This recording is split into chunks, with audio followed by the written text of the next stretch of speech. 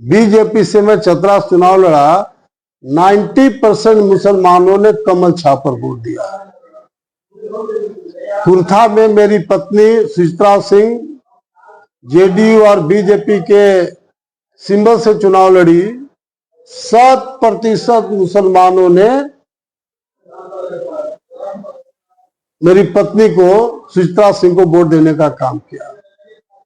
इसलिए आप लोग के माध्यम से मैं खास तौर से मुसलमानों का आह्वान करना चाहता हूं कि जिस तरह से हमारा पिछला रिकॉर्ड रहा है, मुसलमानों का भी 100% वोट मुझे मिले और हम लोग किसी भी पॉइंट पर समझौता इस पॉइंट पर नहीं करेंगे।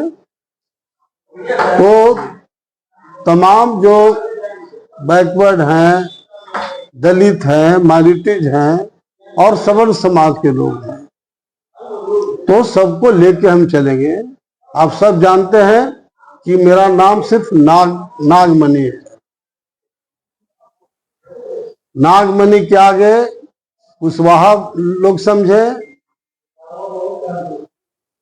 शर्मा समझे, यादव समझे, पासवान समझे, रविदास समझे, गुप्ता समझे, अंसारी समझे, खान समझे, और मैं उसी तरह का व्यक्तित्व बनाया हूं सभी जाति संप्रदाय को लेकर चलने का।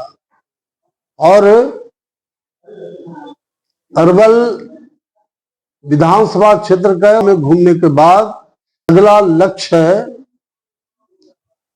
मगध और शाहाबाद प्रमंडल में एनडीए को मजबूत करना, क्योंकि ये दोनों प्रमंडल में ज्यादा महागठबंधन के लोग चुनाव जीते हुए हैं।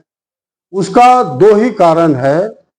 एक तो एलजेपी का उम्मीदवार जेडीयू जहां जहां था वहां अपना उम्मीदवार दे दिया था, उसके चलते बड़े पैमाने पर वोट उधर बटा।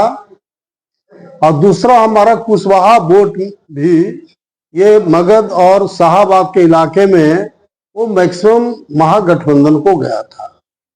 लेकिन अब हर लोग जानते हैं कि कुशवाहा समाज में 3 ही नेता हैं, नागमणि, सम्राट चौधरी और उपेंद्र कुशवाहा।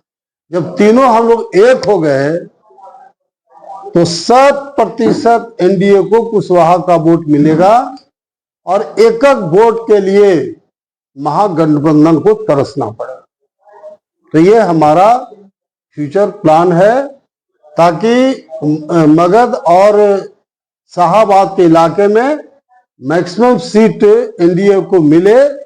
इसलिए हम लोग दिन और रात मेहनत करेंगे और एनडीए को मजबूत करेंगे। और इसमें कोई शक नहीं कि कल सूरज को उगना जितना तय है उतने एनडीए की सरकार भी बनना तय है। सर, आपने सवाल किया कि 3 ही नेता हैं, कुशवाहा के 3 ही नेता हैं, भाई कुशवाहा भी सब नेता हैं और ये सब बंडबरू है, ये सब बंडबरू नेता है, इसका कोई वजूद समाज में नहीं है।